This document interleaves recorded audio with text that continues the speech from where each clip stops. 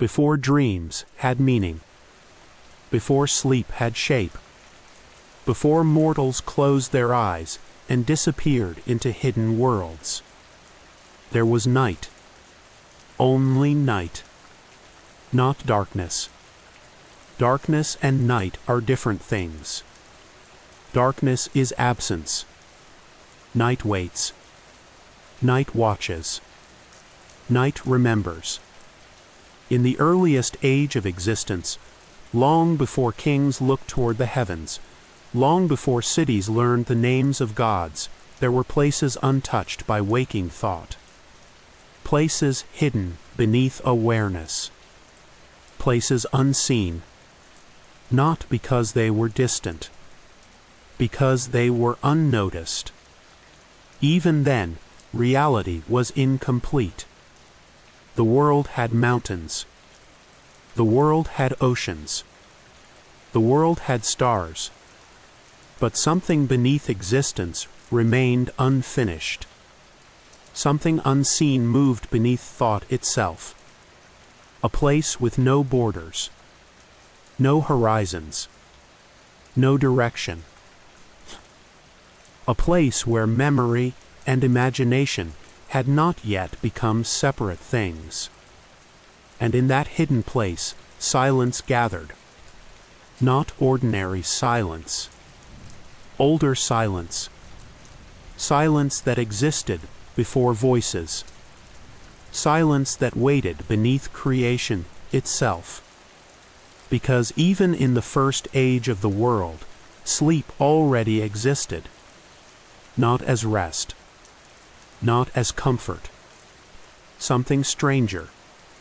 Something ancient. Something watching from beneath consciousness. Mortals did not yet understand it. Even gods looked toward it with uncertainty. Because sleep was one of the few things power could not fully command. Strength could command armies. Time could command change. Even rulers could command kingdoms. But sleep ignored command. Sleep came when it wished. Sleep arrived without permission.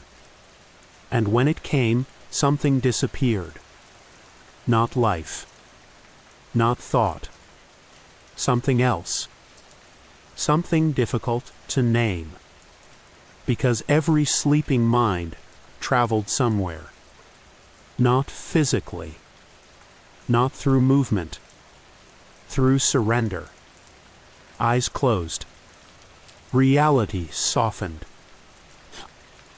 And consciousness stepped toward a place no one truly understood.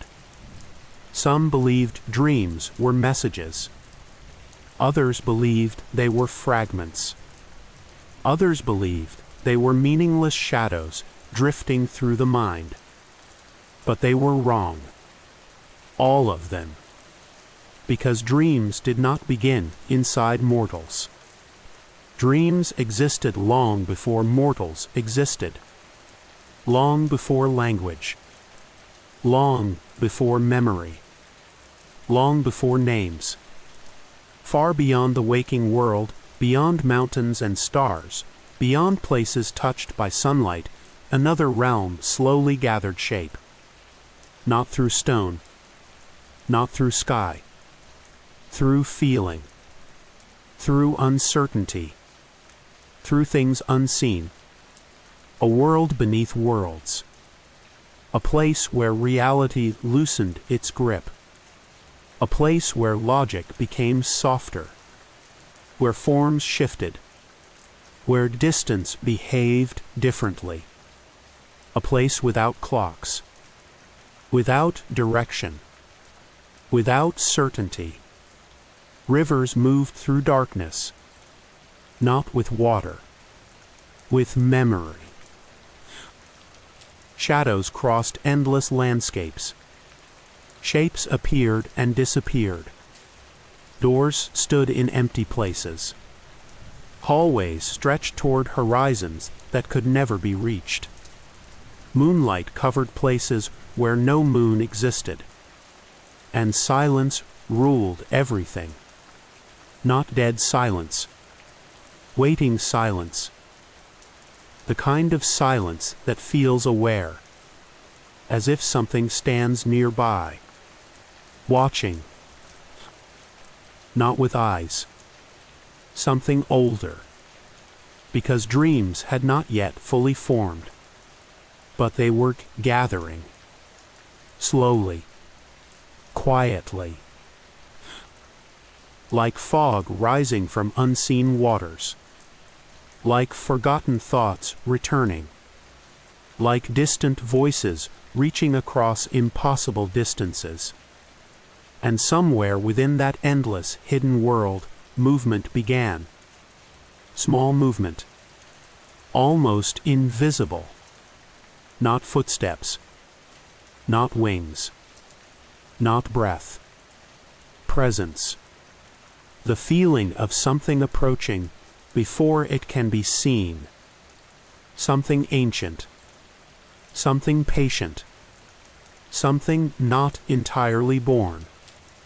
Because before there was the dream, before there were visions, before sleeping minds wandered hidden worlds, there was only the feeling that someone had always been there, waiting inside the silence, waiting inside sleep, waiting inside the spaces between thought, not speaking, not moving, only waiting. Because some beings do not enter existence suddenly. They emerge slowly, like shadows appearing at sunset, like stars returning after daylight disappears, like dreams. And somewhere inside that endless, hidden realm, somewhere beneath silence, beneath darkness, beneath reality itself, a shape began to gather. Not a face, not a body, only a presence. Unclear, distant, watching. And though no one yet knew the name, though no one yet understood what waited there, something had already begun. Not life, not awakening. Something quieter, something slower. The first movement of the being who would one day become Morpheus. Not yet a god, not yet a ruler of dreams, not yet fully formed. Only presence, only silence, only waiting. And in the oldest corners of sleep, something finally opened its eyes. There are places even gods rarely visit, not because they are hidden, because they are forgotten. Forgotten places exist differently. They do not disappear. They wait, far beneath the waking world, far beneath stars and mountains and oceans. Far beneath thought itself, there existed a realm untouched by sunlight, untouched by seasons, untouched by time. A place where movement felt slower, where silence stretched farther, where even memory arrived quietly. This was the realm of sleep. Not sleep as mortals understood it. Not rest. Not comfort. Something older. Something deeper. A world standing beneath reality like shadows beneath water. Few knew of its existence. Fewer understood it. Because sleep had always felt mysterious. Even to gods. Eyes closed. Awareness faded. And something unseen carried minds elsewhere. Not upward. Not downward. Somewhere stranger. Somewhere hidden between existence and absence. At the center of this forgotten world stood the house of Hypnos. Not a palace, not a kingdom, something quieter, something more ancient. The entrance did not rise from mountains. It opened inside darkness itself, beyond endless caverns, beyond rivers untouched by sunlight, beyond pathways no waking mind could follow. The cave stretched endlessly, silent corridors disappearing into shadows, dark stone covered by stillness.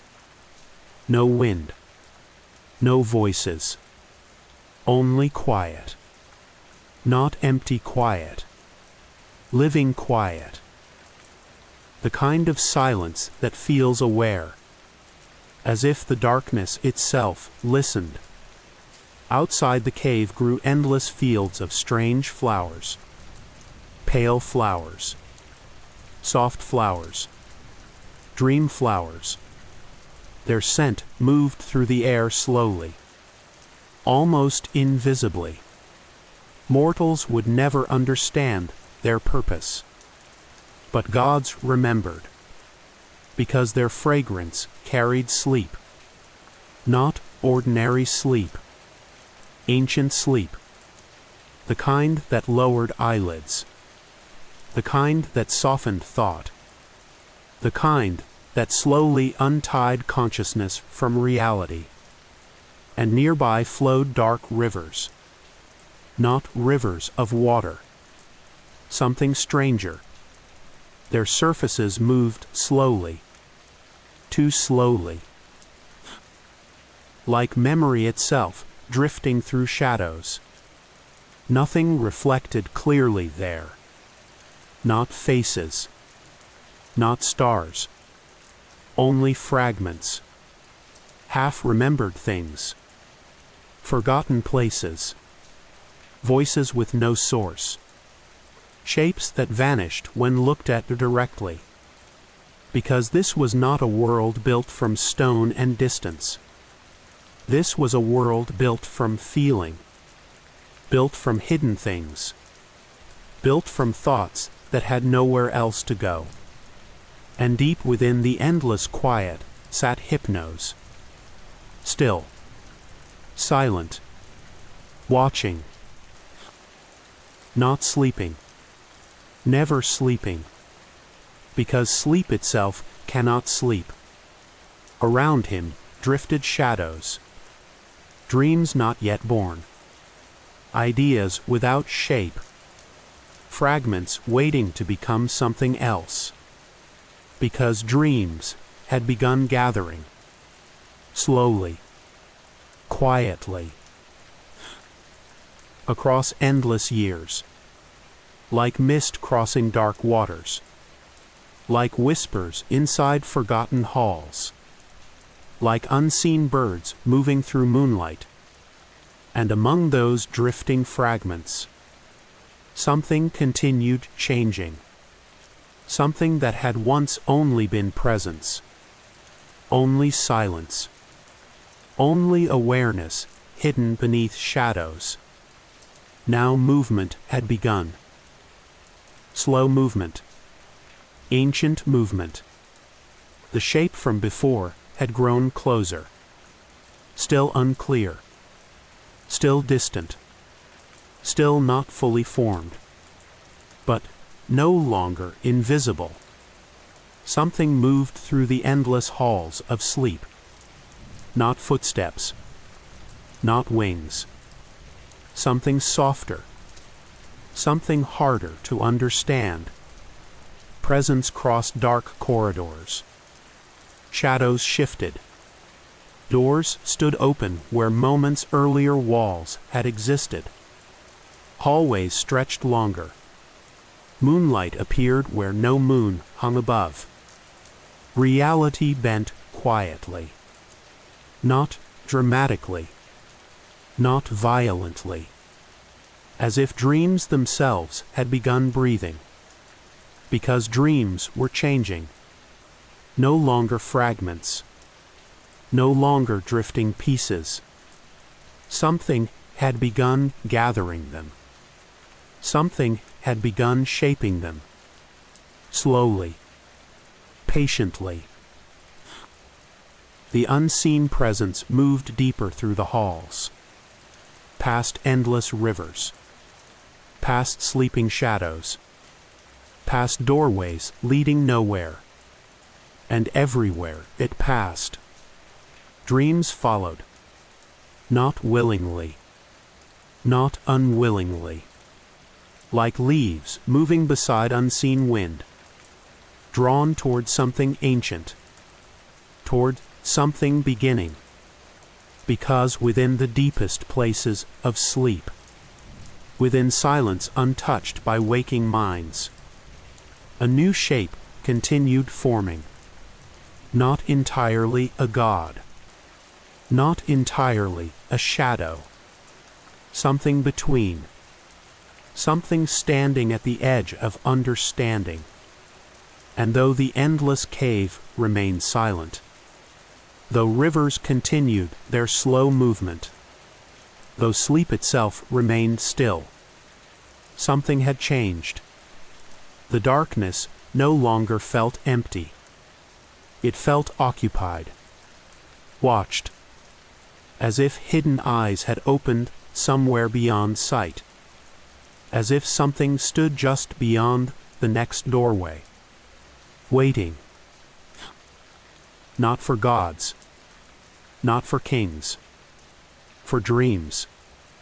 And deep inside the house beyond sleep, where silence stretched farther than time, the one who would become Morpheus stepped closer to form. Not fully, not yet, but close enough for shadows to recognize him. Something changes when a presence learns its own shape. Not suddenly, not loudly, slowly, like fog deciding to become rain. In the house beyond sleep, in the endless corridors of hypnose, something begins to move differently. Not the world. Movement is too strong a word. Not the shadows. Not yet. Something inside the shadows. The unseen presence that once drifted without form. Now it lingers longer in certain places. It does not pass through sleep anymore. It pauses inside it, as if listening, as if choosing. This is the beginning of Morpheus. Not as name, not as God, as function becoming awareness, as silence becoming intention. He does not walk like mortals walk. He does not move through space. He moves through surrender, through closed eyes. Through the moment, thought releases its grip on reality. When a mind falls asleep, something opens. Not a door in the world, a door in perception. And through that opening, he enters. At first only fragments respond to him. Dream fragments, half-formed images, broken thoughts, a field that is not a field, a sky that is not a sky, a voice that does not belong to anyone. These things drift without meaning, but when he is near, they begin to align, slowly, carefully, as if remembering structure, as if remembering him. Because dreams do not begin inside minds. They pass through them. And something ancient guides that passage. He does not command dreams like a king. He does not create them like a builder. He shapes them like memory, shaping itself in darkness. A hand without form touching fog. and giving it direction. The first time he truly understands this, there is no celebration, no revelation of power, only recognition, quiet, heavy, unmoving. He watches a sleeping mortal, a man who once believed himself awake, now falling into the hidden world without knowing. The mind leaves the body without leaving it behind. It becomes something else, something softer, something uncertain. And Morpheus is there, not above it, not beside it, inside it. The dream forms slowly around the sleeping mind, not random, not chaotic. It reflects something buried, something unspoken, a fear not admitted in waking life, a desire not acknowledged, a memory that never had language. These things rise together, not as truth, but as shape. And Morpheus watches, not as judge, not as guide, as presence. The dream becomes a landscape, a corridor that leads nowhere, a sky that bends inward, a reflection in water that does not match the face above it. Everything is unstable. Everything is honest, in a way waking life never allows. And here, inside this unstable honesty, he learns what he is. He is not inside dreams. Dreams are inside him. Every sleeping mind is a doorway. Every doorway leads into the same deeper place, where he exists, quiet, endless, unfinished. The mortal stirs. The dream fractures. Reality pulls the mind back upward, toward waking, toward forgetting. And Morpheus does not resist. He never resists, because dreams are not meant to remain. They are meant to pass, to leave traces, to return again in different form. When the mind wakes, it carries nothing concrete, only feeling, only fragments, only something it cannot explain. And in the silence that follows waking, Morpheus remains, not in the world, not outside it, inside the boundary between what was seen and what was forgotten. He begins to understand something deeper. Dreams are not separate from reality. They are reflections of it, distorted, hidden, revealing more than they should. Every sleeping mind becomes a mirror. Every mirror shows something different, and he walks through all of them, quietly, without end, not moving through space, moving through consciousness. The house of hypnos does not contain him anymore. It only leads him. And beyond it, beyond all sleep, the world of dreams begins to stretch wider than any single place. Because now, something is shaping it, not fully formed, not fully named, but no longer only presence. He is becoming the one who walks sleeping minds, and in every closed eye, in every drifting thought, in every falling silence, He is already there. There is a world that begins only when vision ends. Not darkness, not absence, something softer, something deeper. It opens the moment eyes close, and it does not belong to waking life.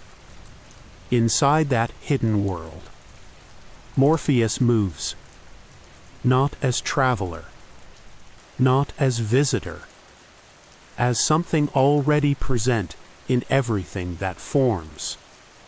Dreams are no longer fragments to him.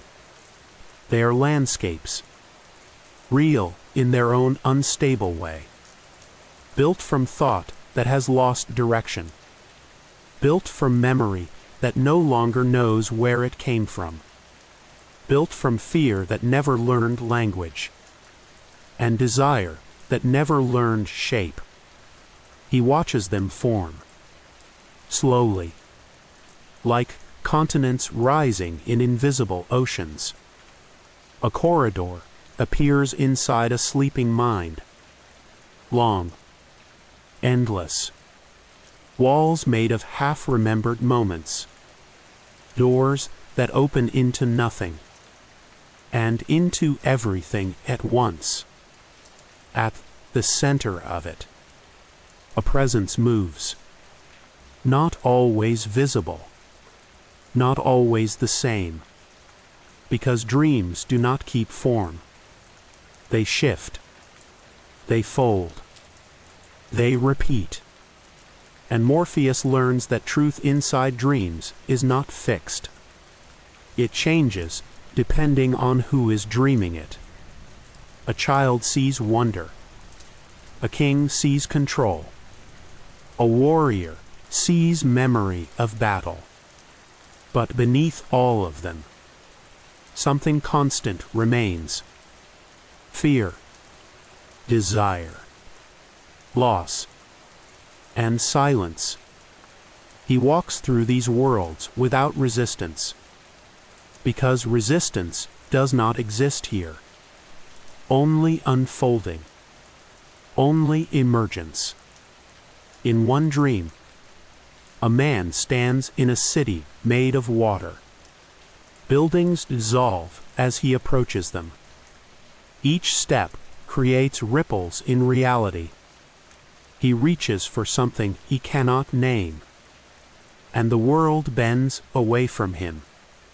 Morpheus watches, not interfering, only shaping edges, softening boundaries, allowing the dream to become what it already wants to be. In another dream,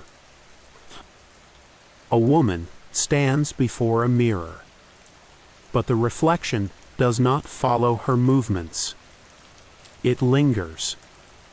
It hesitates, then smiles when she does not. The mirror is not showing her. It is showing what she avoids, what she denies, what she buries. Morpheus is there again, not as face, not as voice, as pressure inside the reflection, as presence behind perception, because dreams do not lie. They reveal, in ways waking life refuses. And as he moves deeper, he begins to understand something heavier. Dreams are not escape. They are exposure. Every sleeping mind becomes a place where truth is no longer filtered, where identity is no longer stable, where reality bends just enough to reveal what it hides during waking hours. And beneath all of it, a deeper structure exists, a pattern not created, only observed, a repeating shape across all minds, a shared space beneath individuality. He starts to recognize it, a single current running through every dream, no matter the person, no matter the time, no matter the fear or desire. It is always there. A hidden continuity. A shared unconscious depth where all sleeping minds briefly touch the same unseen realm. And Morpheus stands at that boundary, between individual dreams and the deeper dream beneath them all. He does not control it. He does not own it. He simply exists where it becomes visible. And the more he watches, the more uncertain everything becomes. Because if every dream connects, if every mind touches the same hidden place, then where does one dream end and another begin? And where does the dreamer truly go? These questions do not answer themselves. They dissolve instead, like mist returning to water. And Morpheus continues walking, through endless closed eyes, through endless hidden worlds, through a reality that only exists when reality is not present. And somewhere in that vast unseen space, something begins to shift again. Not loudly, not clearly, but deeply, as if dreams themselves have started to notice him watching. There are nights when dreams do not feel private, as if something else is already inside them, waiting. For Morpheus, those nights begin to appear more often. At first it is subtle, a shift in structure, a slight resistance inside the flow of sleep. Dreams no longer form only from the sleeper. They begin to respond to something else, something watching from within. He moves through a sleeping mind of a king, a man surrounded by imagined gold and collapsing thrones. The dream should have been simple, a reflection of power and fear. But it bends differently. The corridors stretch longer than they should. The silence becomes heavier. And in the distance, something stands that did not come from the dreamer.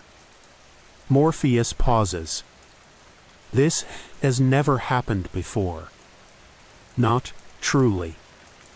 Because dreams are meant to be shaped, not shared. Yet here, something lingers that feels aware of him. Not another god. Not another mind. Something closer to presence, without identity. The dream shifts. The king sees himself speaking to unseen voices. He does not understand the language, but he understands the meaning. Loss.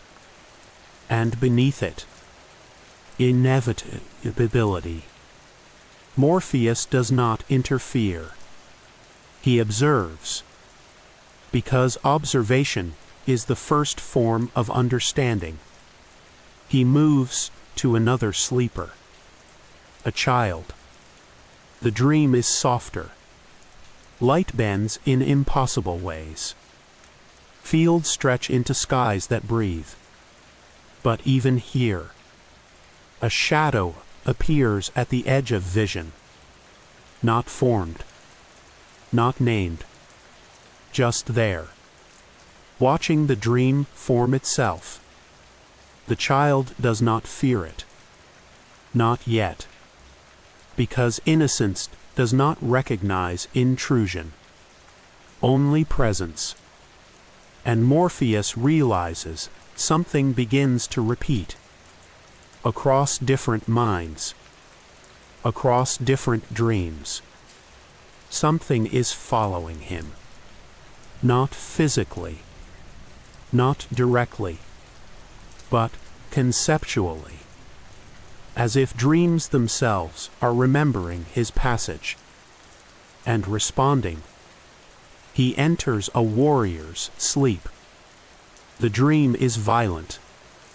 Broken landscapes of battle that never occurred. Steel without source. Blood without origin. The warrior relives wars that do not belong to him. And in every reflection of combat, a shape appears again. Watching. Always watching. Closer now. More defined. Morpheus feels it. Not as fear, but as recognition of structure forming where there was none. Dreams are no longer passive. They are beginning to react, as if aware of the one who shapes them, as if learning him. Across all sleeping minds, a pattern emerges. Not broken dreams, not separate visions, but continuity. A hidden thread running beneath all sleeping worlds. And within that thread, something begins to feel almost like awareness. Not human awareness. Not divine awareness. Something older. Something collective. Something that exists only because many minds are dreaming at once. Morpheus stands at the edge of it. And for the first time, he does not feel alone inside dreams.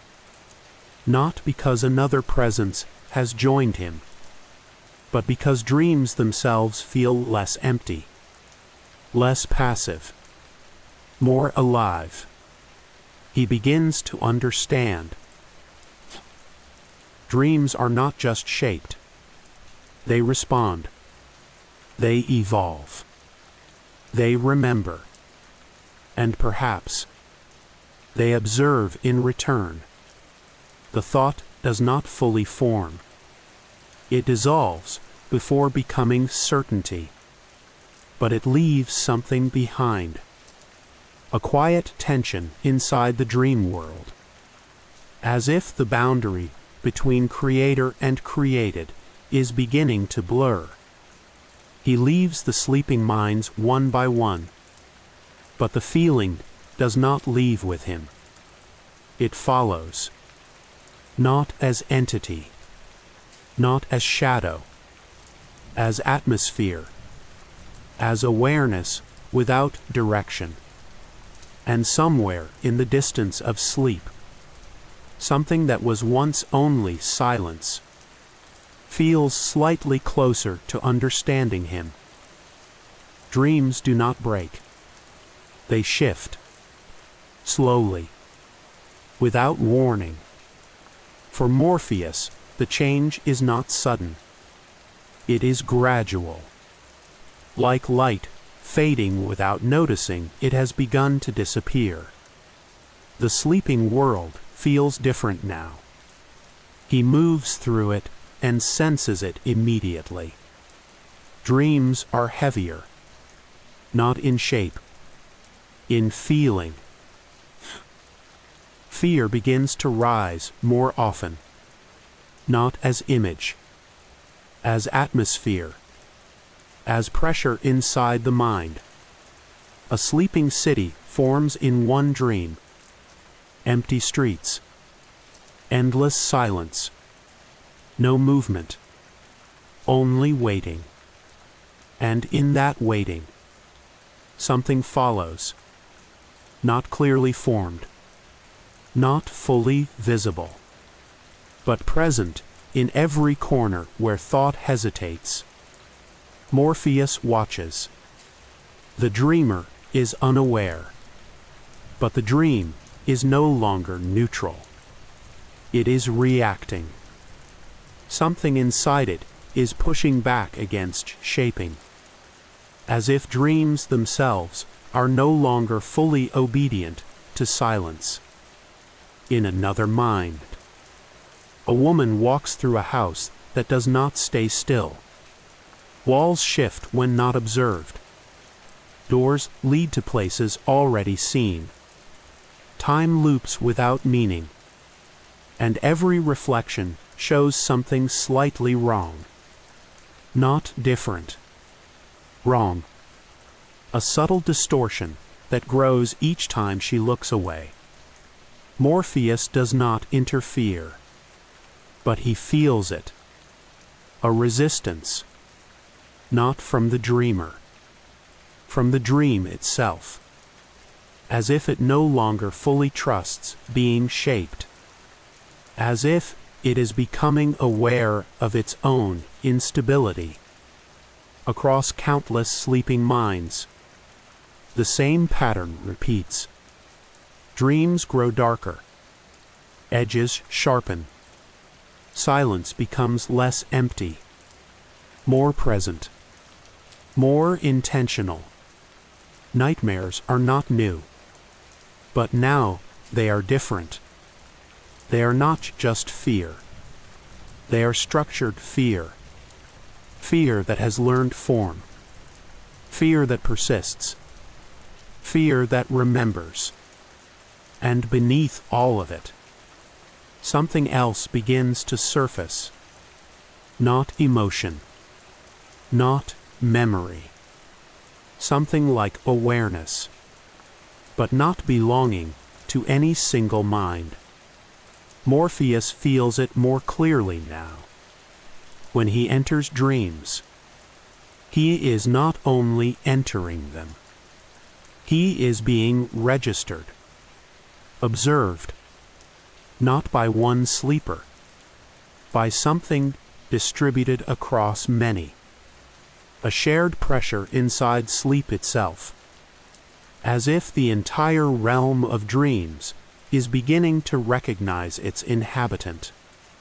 He pauses longer now between dreams, not from fear, from uncertainty, because the role he thought was simple is no longer simple. He shapes dreams, but dreams are no longer only shaped. They respond in ways that feel increasingly intentional. A sleeping man dreams of endless falling, but the fall does not end where it should.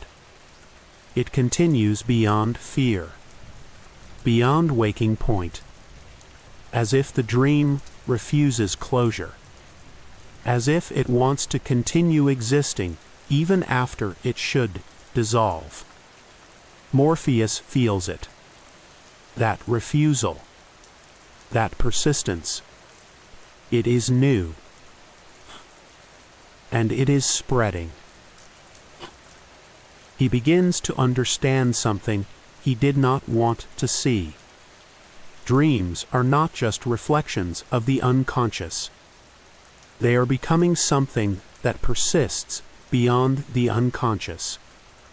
Something that does not fully dissolve when waking begins. Something that leaves residue behind. In thoughts. In memory. In perception. And in that residue, he begins to feel himself changing within his own domain. Not losing control. Not yet. But losing clarity. The boundary between dream and observer is no longer as stable as it once was. And somewhere deep within the shifting darkness of sleep, something continues to watch him. Not as threat, not as enemy, but as recognition growing slowly. As if dreams themselves are learning what Morpheus is, and what he means to them. There is a place that is not sleep, and not waking. A thin space between both, where thought hesitates, where reality loses certainty. For Morpheus, this space becomes harder to ignore, because the boundaries are no longer clean. Dreams do not end where they used to end. They bleed into waking life. A man wakes from sleep, but the dream does not fully leave him. He sits in silence and remembers a corridor that never existed. He remembers a voice without source. He remembers a door that opened into himself. He does not understand it, but it stays. Morpheus watches from within the fading dream and feels something unfamiliar. The dream did not fully dissolve. A fragment remains, attached to waking thought, like mist refusing to disappear. In another place, a woman walks through daylight, but her eyes hesitate, as if the world is slightly too sharp, too defined, as if something softer still lingers behind it. She pauses, and for a moment, she sees a reflection that does not belong to the present moment. Not a vision, a residue. Morpheus feels it again. The overlap, the contamination. Dreams are no longer sealed worlds. They are leaking, not outward, not inward, sideways, into the space between awareness and forgetting. He moves carefully now, more carefully than before. Each dream feels less isolated. Each sleeping mind feels closer to another, not through connection, but through shared instability, as if all dreams are beginning to touch the same underlying surface, a deeper layer beneath individual sleep. He does not name it. He cannot. But he feels it growing. Every time he enters a dream, the boundary is thinner. Every time he leaves, something lingers behind, and something follows him out. Not clearly formed, not visible, but present, in thought, in silence, in the moments before sleep returns. Morpheus begins to question something he has never questioned before. Not what dreams are, but what holds them together, because they no longer feel separate. They feel connected, not by design, by something deeper, something that does not belong to him, or to any single sleeper. A sleeping king dreams of a mirror that shows nothing, not absence, not reflection, just depth, endless depth. And when he wakes, he cannot forget it. He avoids mirrors for days, without knowing why. Morpheus feels that moment ripple across distance, across minds, as if one dream has touched another without passing through anything physical. The space between worlds is no longer empty. It is active, quietly active, like something breathing without lungs. He realizes then, the dream world is not expanding. It is converging, slowly, invisibly, toward something shared, something unified beneath separation. And in that convergence, he feels his own presence differently, less isolated, less absolute, more observed, not by mortals, not by gods, by the structure of dreams themselves, as if the realm he walks through is beginning to recognize that it is being walked through. And that recognition changes everything. Because now, even silence feels less empty, and even darkness feels less alone. Morpheus stands at the edge of that realization, and does not yet step away. He only watches. As the space between sleep and waking becomes thinner, and something within it begins to open. There are places even dreams hesitate to enter. Not because they are forbidden, but because they feel unfinished. Morpheus begins to notice a deeper layer beneath everything he has known. It is not another dream. It is not waking. It is something between recognition and absence. He moves through sleep as he always has. Quiet. Unseen. But the structure around him no longer feels stable. Dreams are no longer separate rooms. They are becoming corridors that lead into each other. One dream does not end. It transitions. It folds. It continues elsewhere. A sleeping child dreams of falling through endless skies. But the sky does not break into waking. It breaks into another dream. A forest that remembers the fall. A river that flows upward instead of down. A sky that reflects something watching beneath it. Morpheus feels it. The continuity. The merging.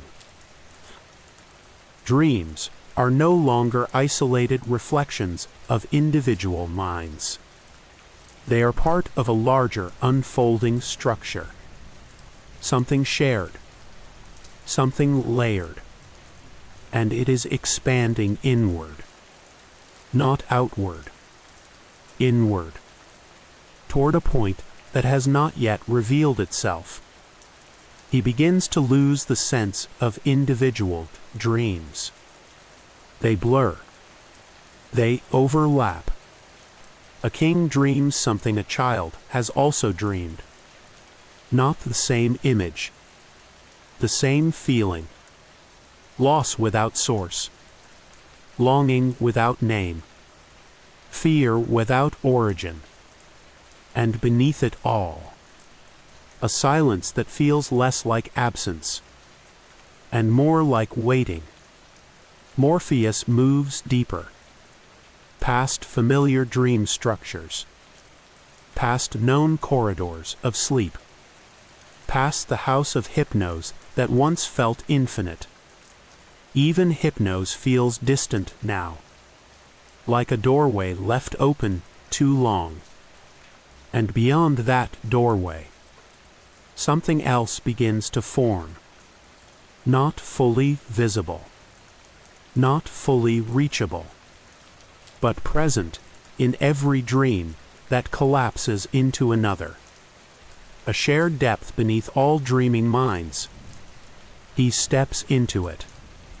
Not physically, not consciously, but as presence dissolving into structure. And for the first time, he cannot tell where he is inside it. Dreams no longer have edges. They no longer have clear entry or exit. They are becoming one continuous field. A vast inner expanse that all sleeping minds touch without realizing it. And within that expanse, something feels closer, not approaching, already present, as if it was always there, waiting for dreams to forget their separateness. Morpheus tries to define himself within it, but definition slips, like reflection on moving water. He is still him, But that idea no longer feels anchored. He is the one who walks sleeping minds.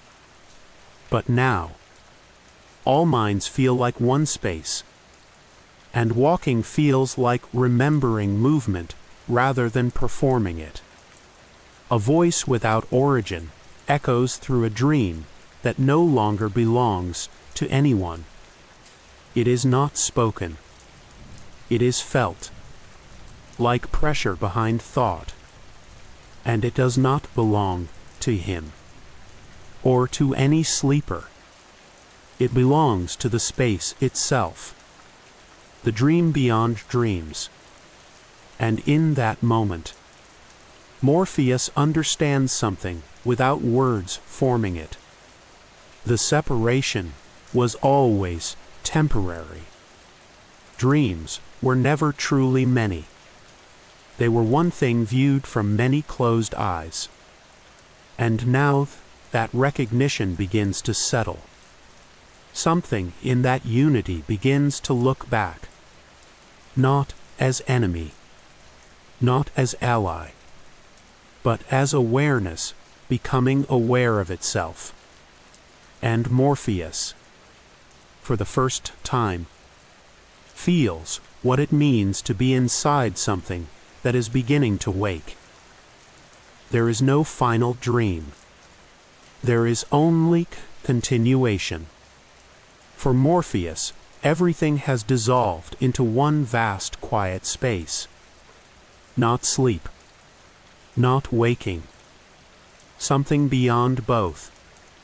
Dreams no longer appear as separate worlds. They are one field now. Endless.